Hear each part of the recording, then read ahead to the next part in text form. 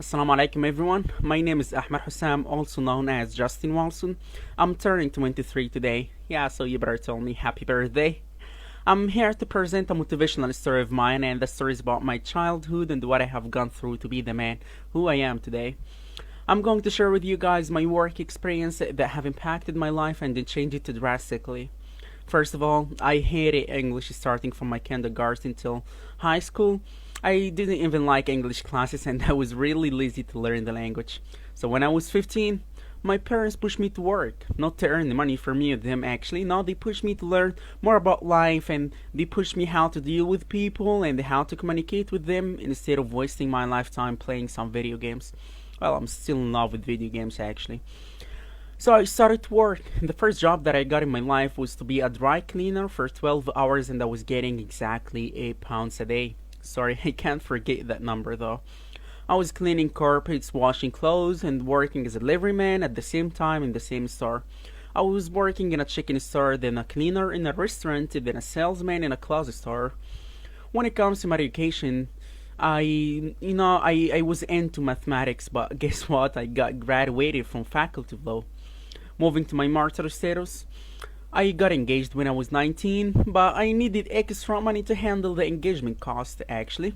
But the engagement culture in Egypt is that you have to have an apartment to own an apartment actually in order to marry a girl. What a culture. So I worked for 16 hours a day, but after 1 year, thank God, we broke up. I was sad that time, but I wanted to focus on my work more.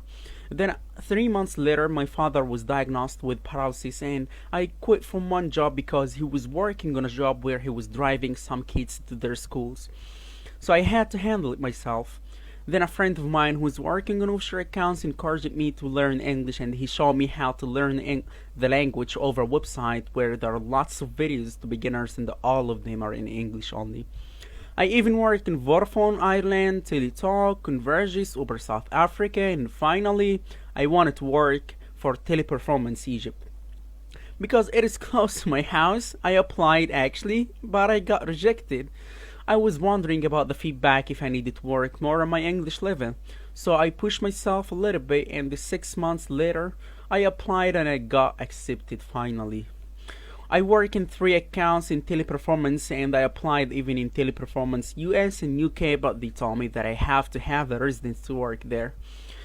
I'm just here today to tell those people who are feeling the way that I felt one day that actually they can do something that their kids will be proud of one day. I was cleaning a restaurant one day and I had no idea literally about English as a language, and now I'm working with Canadians and Americans. But you know why? Because I have always believed in myself no matter how many people are against me, because only only I can change my life. No one can do it for me. And no, it is not about what you want to achieve. It is how you're gonna achieve it, and do you or do you not have the will to achieve it.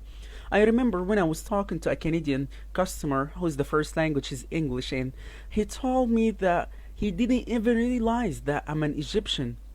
Well, it means a lot when you suffer and struggle in your life, then you achieve something. And also remember, it is not about one thing to do. It is about how starting to do it.